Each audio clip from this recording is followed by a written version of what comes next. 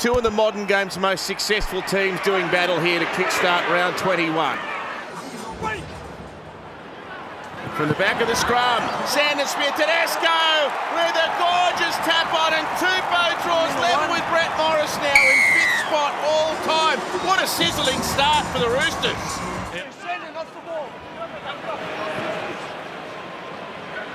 Wishart, Hughes now, Katoa, one-handed ball out the back, Meany in support.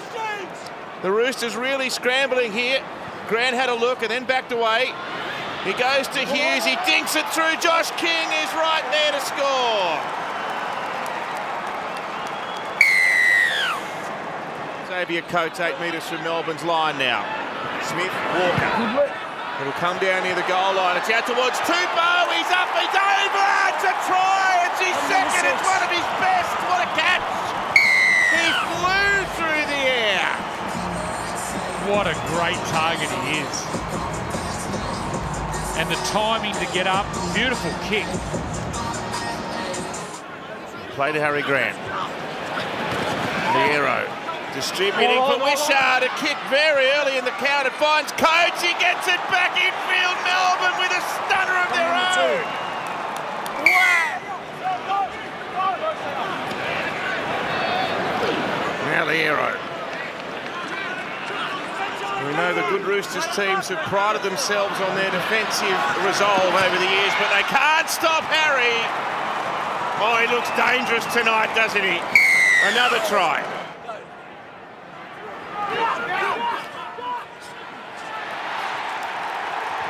They've thrown him over the sideline. Wow, that's stirring Roosters defence. Look at the reaction.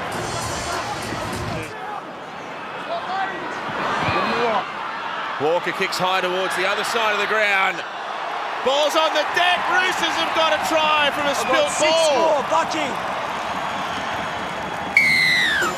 It's Siwa Wong. Moment, so that should be in semi. Oh! Hit Lindsay Forget Collins. the points. We're here for the hits. Lindsay Collins with the big shot. Well, watch the left arm out extended. Lands, and there it goes. So what happens there? It pops out, pops back in. Sublux, yep. Oh dear. Well, if that's a dislocated shoulder or something of that nature, this would be a massive moment in Melbourne's season. Well, look at his face. Walker with a kick that comes down right on the money again. It's a Rooster catch. They got a third from a kick. It's Lindsay Collins this time.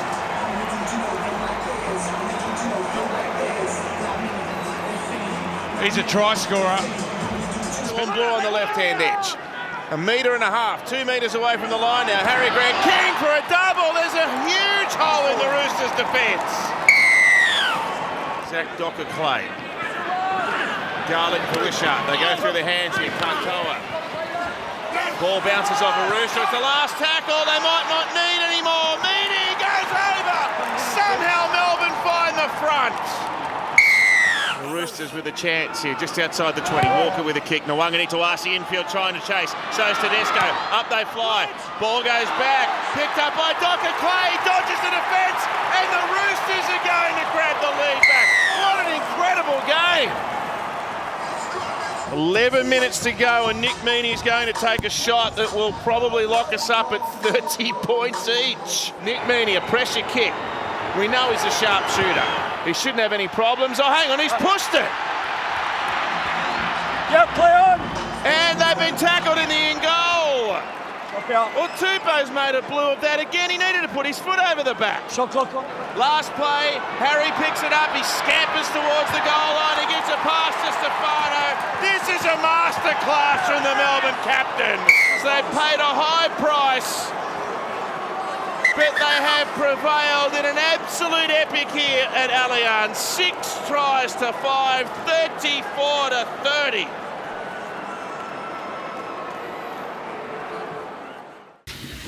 Trent, a wild game, a missed opportunity you feel to have secured crucial 2 points there? Yeah, I thought we were, it was a bit of a different Storm Roosters game than normal, but you play the conditions and you're ready to sort of play one of those games, and we had our opportunities, and it came down to moments, and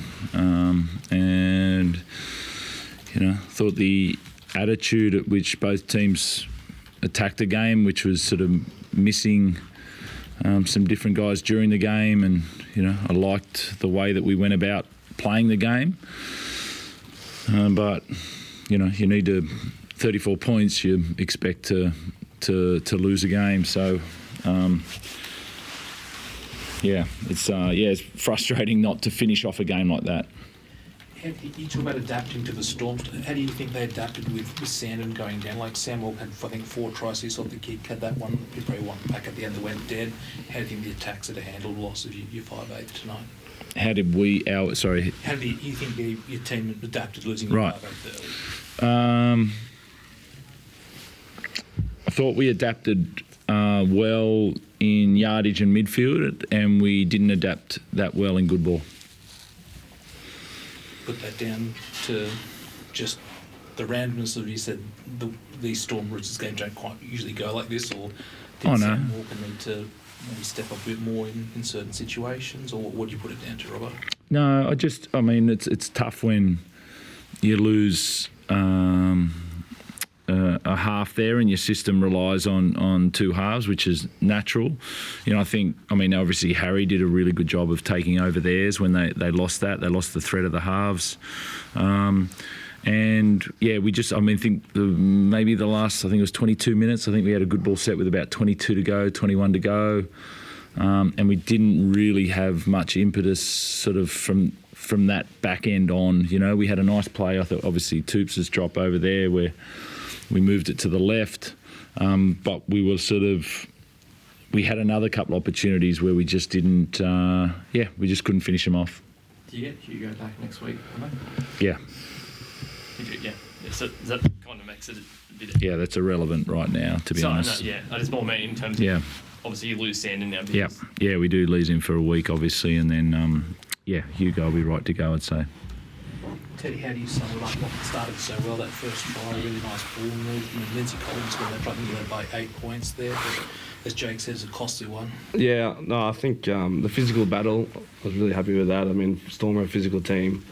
I thought we went after that. We've sort of missed that our last probably 2-3 weeks, so our middles really laid the platform well, but our goal line there, Harry had so many opportunities, and Harry sort of made the most of them, and then now, like Robbo said, our good ball wasn't that great. We had some good last plays, but just a bit clunky, obviously, with Sanger going down.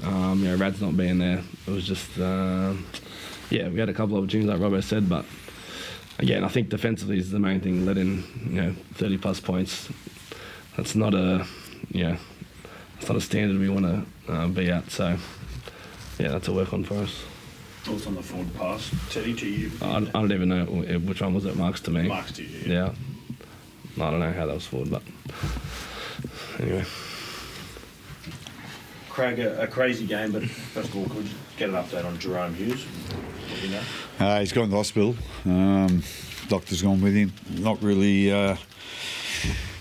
sure. It's dislocated, and they couldn't get it in here, so you probably have to go under to get it back in. So. Whether he's got a crack in it as well, or whatever is, might not find out till tomorrow. I'm not quite sure. You'd like to think they'll get it back in tonight, but so it's obviously not good news, but we're not quite sure, the severity of it until he has an X-ray or a scan. In your experience with seeing dislocated shoulders throughout your career, like just not getting it in and having to go on it for surgery, does that dictate sometimes the severity of it, or it doesn't really matter? Yeah, I experienced it myself, actually. I had both my shoulders reconstructed, and I think the longer they're out, it's a bigger problem. Whether you need surgery, they can get it back in, obviously, but the longer it's out, the more it stretches the ligaments and muscles around the joint, and I don't think it's overly good news. How is he? Have you had a chance? I haven't spoken to him, and didn't really. He was gone by the time by the end of the game. So so hopefully they've got it back in, and we'll get a bit of news tomorrow, I'd imagine. But as I said, our doc's with him, so yeah, he's obviously in the best care. It's just a matter of finding out the severity of it and what has actually happened. Has he done other damage other than just dislocated it? Like until they have a scan or an X-ray, we're not going to know. Craig, it sounded like Captain Obvious, Craig. How difficult does it make it going forward? Oh yeah, it does. I reckon we was just getting to the stage of the game where he probably would have started doing a little bit more running, and the back end of the first half he started doing a little bit of running, and he was causing some issues for the Roosters' defence. So obviously no one wants to lose their halfback, and he's a massive part of our footy team without a doubt. So yeah. Are you confident the guys like obviously Tyron Wishart, Cameron Munster comes back? Jonah Pezz's got a few games under his belt now. Obviously he's probably more of that traditional halfback who'll come in next week. Yeah, well, it'll be up to them. At the end of the day, we'll give someone else a chance. Obviously, Munster should be back next week, and then with Wish and Pez, he's only a young kid. He hasn't had too much first grade experience at all, but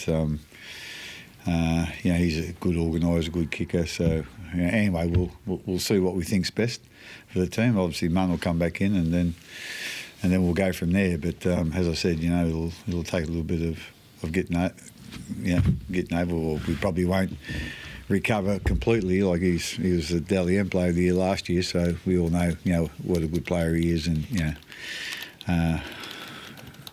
however long he's out for, we're going to miss him. Craig, you've been in charge of some pretty gutsy wins over the years. Where does this one rank? With no Cameron Munster, no Ryan Papenhuyzen, Nelson not here. Jerome goes off in the first half, especially on the back of last week, and you wanted to see the lift. You had every chance to give this one away in the second half, but led by his skipper. Yeah, with all due respect, like if someone had said, we've won a game, but I'd be happy with that result if the opposition scored 30 points, I would say no way in the world. But considering the circumstances tonight, I think we need to do a little bit of work on our defending kicks. I think they scored 5 tries off kicks, so that's something we'll need to be a fair bit sharper at. And I think there's a couple of consistent things in there that we probably didn't do as well as we could or we should have, and we'll work on that. But I thought, like as you said, with the situation with our, I suppose our guys that are not playing, the guys that are playing are done a really good job tonight. As I said, I would have preferred less points being scored, but the way they were scored, and the Roosters just kept coming, and they were fighting for their season tonight. So we were playing a really desperate team. So it's. Like I say, there's a lot of things you can look down at and think, that's going to make it hard for us. But when someone misses out, someone else gets a chance, and that's the way we're going to look at it. How would you describe Harry's performance? Like maybe the Cronulla game in the finals last year statistically was better, but this is a guy who's played huge minutes in Origin, hasn't had time off, and did what he did tonight. Like I thought we didn't plan it, or I didn't plan it, he might have, but he sort of hardly run that first 20 minutes at all. But I thought,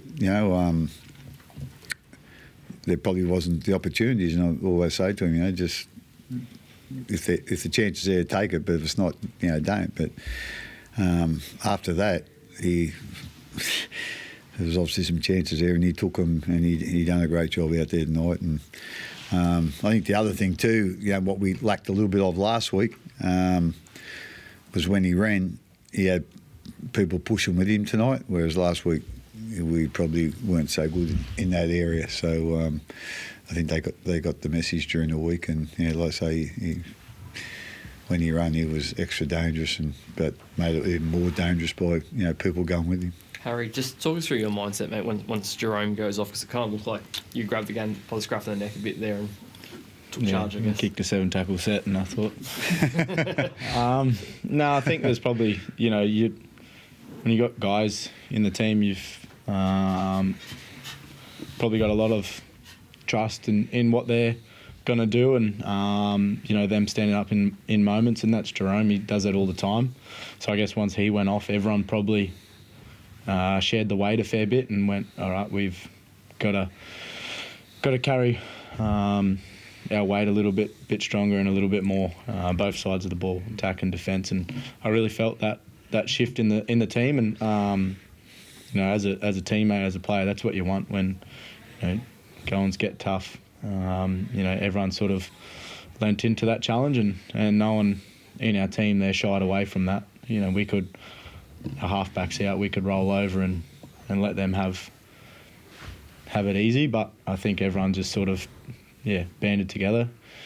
I thought we paved a little bit of a way there from that play, and then I kicked the 7 tackle, which wasn't ideal.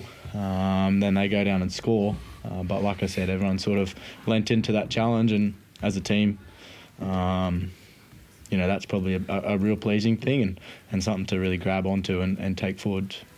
Craig, I know the edge forwards have got a lot of credit this year, but just on the middles, like Josh King gets a double and Stefano pushes up and gets the winner. I suppose that was probably one of the reasons you signed him, knowing he has that sort of impact in the attack. Did you have a message to them after last week, without Nelson playing, just how important were they going to be tonight?